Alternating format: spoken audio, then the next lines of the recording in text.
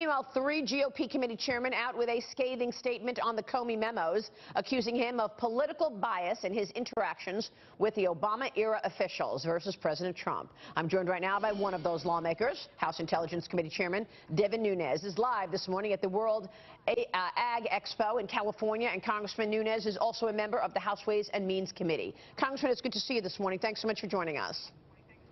Always a pleasure. Thank you. I want to get to that memo, the letter that you have written after the Jim Comey memos were out. But first, let me start here. Let's pick up where we left off the last time we spoke, Mr. Chairman. You joined us 4 weeks ago on this program. At that time, you said you wanted to get the electronic communication from the Department of Justice and the FBI. You wanted that electronic communications to understand exactly how the Trump investigation into collusion even began. You've now since seen the electronic communication, yes? That's correct. So it took us a long time to actually get this, what's called the electronic communication. As we know it now for your viewers, what that is it's the original intelligence, the original reasons that the counterintelligence investigation was started. Now, this is really important to us because a counterintelligence investigation uses the tools of our intelligence services that are not supposed to be used on American citizens. So we've long wanted to know, well, what intelligence did you have that actually led to this investigation? So what we found now, after the investigators have reviewed it, is that, in fact, there was no intelligence. So we have a traditional partnership with what's called the Five Eyes Agreement. Five Eyes Agreement involves our friends in Australia, New Zealand, the United Kingdom, Canada, and of course us. So long-time process and procedures in place where we move intelligence across. We are not supposed to spy on each other's citizens, and it's worked well, and it continues to work well. And we know it's working well because there was no intelligence that passed from Five Eyes through the Five Eyes channels to our government. And that's why we had to see that original communication. So now we're trying to figure out, as you know, we are investigating the State Department. We think there's some major irregularities at the State Department, and we're trying to figure out how it is that this information about Mr. Papadopoulos, of all people, who was supposedly meeting with some folks in London, how that made it over across into the FBI's hands. We know a little bit about that because of what some of the State Department officials themselves have said about that. So we were glad to get this behind us, but now, of course, as we peel another piece back, it leaves more unanswered questions, which we're trying to get to the bottom of. Mr. Chairman, you've got to explain what you just said. I think this is extraordinary, that you're telling us that in order for the FBI, the Department of Justice, to launch an investigation into so-called collusion between President Trump and the Russians, there was no official intelligence used. Then how did this investigation start? I don't understand, sir. Please explain. Well, I think that is the point. We don't understand. We've never understood because, you know, we have access to these finished intelligence products, and we've never seen one. So we thought, well, maybe there was one that went through a different channel that was kept really quiet, that was secret, that was kept from the Congress and other folks. Well, in fact, after our investigators reviewed this, that is not what happened. There was no Five Eyes intelligence product as it's been reported. There was no product, and I think that's a major problem because we have to have trust with our partners, with our allies. We have to make sure that our agencies talk and they work out problems. We have to make sure that they don't spy on either American citizens or that we're not spying on British citizens. These are all things that have been around for decades. So, and this is even more critical. Let's just at the highest level, what is this? What is this about? This was about a counterintelligence investigation that was at the height of a political campaign where you opened up an investigation using these intelligence services to spy on the other campaign. It's really serious stuff. It's quite extraordinary. So you're investigating the State Department. Does that mean it was Hillary Clinton pulling the strings? I mean, here you have Hillary Clinton, former Secretary of State. She's the other candidate. Is she pulling the strings on an investigation launched on her opponent, her political opponent, Donald Trump? Well, we don't know that yet, but what I can tell you what we do know. We do know that longtime associates of Hillary Clinton, including Sidney Blumenthal and another person named, I think, Corey Scheer, were actively giving information to the State Department that was somehow making its way to the FBI. This is from two people within the State Department who have now publicly come out and said this in, I think, in major news publications. So we know this. We know this was at least from at least two witnesses who have publicly said this. And so what we're trying to do is we're trying to piece all that together. We now know that there was no official intelligence that was used to start this investigation. We know that Sidney Blumenthal and others were pushing information into the State Department. So we're trying to piece all of that together, and that's why we continued to look at the State Department. We are awaiting the IG report as it relates to Jim Comey, as it relates to the handling of the Hillary Clinton email investigation. We got these Comey memos this week. Tell me what you got from these memos. What struck you most? Well, the main reason we wanted them out is because the mainstream media and the Democrats have been running around talking about collusion, collusion, collusion. When they figured out there was no collusion, they moved on to obstruction of justice, obstruction of justice, obstruction of justice. What Mr. Gowdy, who was able to review these a long time ago, and Mr. Goodlatte had said, and now we know this from reading them, is that once you read all of the Comey memos, it becomes Exhibit A in a defense against that there was no obstruction of justice. So I think when you read all of them, good legal minds review these.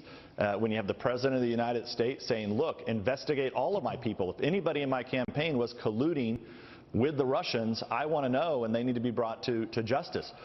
Something of that nature is in the Comey memos. So this is why the Comey memos needed to get out, because, you know, if there is obstruction of justice, we want to know about it.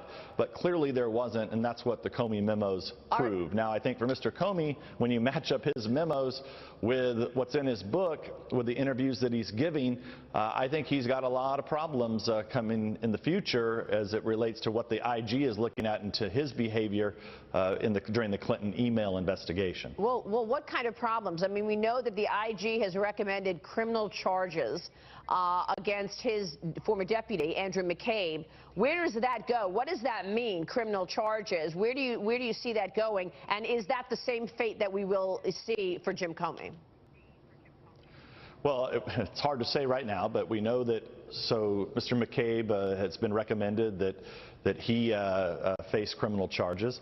Now, his lawyer, and he has a right to his lawyer has said, no, this is not true what the IG, Mr. Comey, is lying, essentially, is what Mr. McCabe is saying, that Comey did give him the right to go talk to the press. So, you know, this all has to be fleshed out. Clearly, the IG doesn't believe, the IG believed Mr. Comey, that Comey did not give Mr. McCabe the ability to go talk to the press. Now, as it relates to Mr. Comey, you've got the added problem now that the memos that he wrote, the 7 memos that he decided to write on President Trump, never wrote memos on any of the other meetings he had with the other president or the AG or anyone else prior to this, but he kept 7 memos.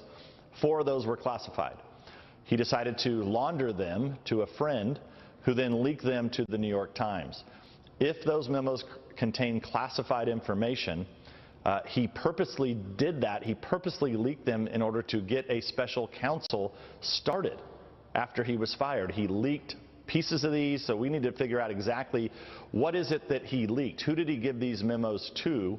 And was it just the friend that leaked them to the New York Times, or were there others? I believe there were others. I think that these Comey memos were actually given to several people. It contained classified information. The irony is the very thing that Mr. Comey cleared Mrs. Clinton of. Real quick, we're going to take a break right here, but with all of what you're saying, whether it's no official intelligence, the president pushing to find out the truth, no obstruction of justice, are these reasons to shut down this Robert Mueller special counsel probe? Well, look, in the beginning, I actually supported special counsel because I thought, okay, Mr. Mueller will come in, longtime FBI guy. He will quickly see that there's no evidence of collusion which there was, because we had not seen any. Just like I said, we've not seen any intelligence product that shows that there was any collusion between the Trump campaign and the Russians. Right. But that he would quickly go after the felony that occurred when General Flynn was talking to the Russian ambassador, and all of that information was leaked out, which is a major felony at the highest level. So I thought, great, we'll have a special counsel. They'll close those leaks. We'll figure out who that was. Well, that never happened. It appears like this was clearly what started as a counterintelligence investigation into the Trump campaign. They drilled a bunch of dry holes, never found any collusion. They moved to obstruction. They got a special counsel, and now God knows where this is going to go. Right. But I think the American people are getting sick and tired of it. Well, they did manage to raid Michael Cohen's office and home and hotel room, let's not forget. Chairman Nunes, stay with us. We've got more to talk about. And I want to get your reaction to this next story. The same people who helped fund that salacious and unverified Trump dossier now have some new targets in their sights. The Democratic National Committee filing a multi-million-dollar lawsuit against the Trump campaign, against Russia, WikiLeaks, and others. They're alleging there was a conspiracy to keep Hillary Clinton from winning the election. Yes, that's what they're charging. Follow me on Twitter, @MariaBartiromo, @SundayFutures. Let us know what you'd like to hear. Devin Nunes continues when we come right back. Welcome back. The Democratic National Committee filing a lawsuit on Friday against the Trump campaign, Russia, and WikiLeaks, alleging conspiracy to undercut Democrats in the 2016 presidential election by stealing tens of thousands of emails and documents. We're back with Congressman Devin Nunes, chairman of the House Intel Committee. And Mr. Chairman, your thoughts, your reaction to this lawsuit? Well, my first thought is that this some kind of joke. This must be a joke. I mean, we know who colluded with Russians. They don't want to admit that they colluded with Russians, but they hired they hired a law firm that hired Fusion GPS, that hired a British spy that went and colluded with Russians. So I don't understand why they just didn't open up a lawsuit against themselves. They should name themselves and sue themselves so that they can get to the bottom of what do they have on their servers. Why didn't they give those servers to the FBI?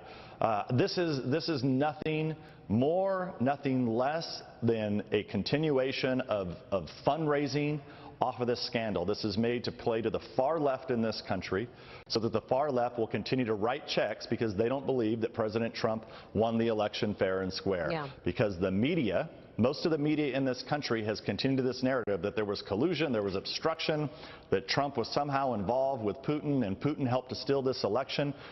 We've now looked at all of this and none of that is true. But the Democrats need a way to keep their base motivated to turn out in November, and they need a way to continue to raise money. And they're raising millions and millions and millions of dollars to target Republicans over this Russia fiasco. It's incredible. But yet the only place where there's a Russia fiasco is with them. So this is a fundraising exercise. Why doesn't the RNC come back and say, we're suing you for the same exact reason, given the fact that we know the bias at the top of the FBI, we know that there have already been felonies, we know about the leaking and the fact that the FBI, the DOJ, and perhaps the CIA were all in it to try to get Hillary to win and keep Donald Trump from winning. I mean, it's the same thing. Once again, they're pushing on you what they're doing. Isn't that right? That's right. Well, I always like to say whatever the left accuses you of doing, they're doing themselves. By the way, what about those servers? That's exactly what you have here. Mr. Chairman, what about those servers? I mean, remember when I don't know about the servers. When the Democratic National Committee got hacked, you would think that the DNC wants the might and the power and the strength of the U.S. government behind them to find out who hacked, how come all these emails are out in the public's view, and yet they didn't do that at all. They didn't give the server to the FBI. They hired a private company to look at their servers. Exactly. So the obvious question here is that, you know, once you were notified by the FBI that maybe somebody had hacked into your system, for sure once those emails became public, right, and they came public I think mid-July, you think you would immediately call the FBI in to try to figure out and get to the bottom of what had happened. Yeah. But that didn't happen. There must be a reason why they didn't want the FBI to come in. Yeah. I think we probably know the reason why. There was probably a lot of bad things that were on that system. Real quick, Mr. Chairman, let me switch gears. Tomorrow we've got the vote from the Senate committee on Mr. Pompeo in terms of becoming the new Secretary of State. Your thoughts on what we'll see tomorrow out of this vote for Mr. Pompeo?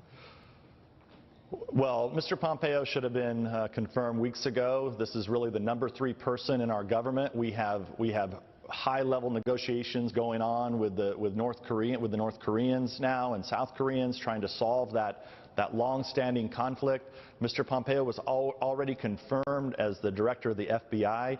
He's a good man. He knows what he's doing. The president trusts him. This is about our nation's national security, and the United States Senate should stop playing politics with our national security. So a president has a right to hire whoever he wants, especially as it relates to someone with national security. Right. We should not let domestic politics get involved in this decision, and the Senate should do its job and do it quickly. All right, well, we'll see what happens tomorrow then. Mr. Chairman, good to see you, sir. Thanks very much for joining us this morning.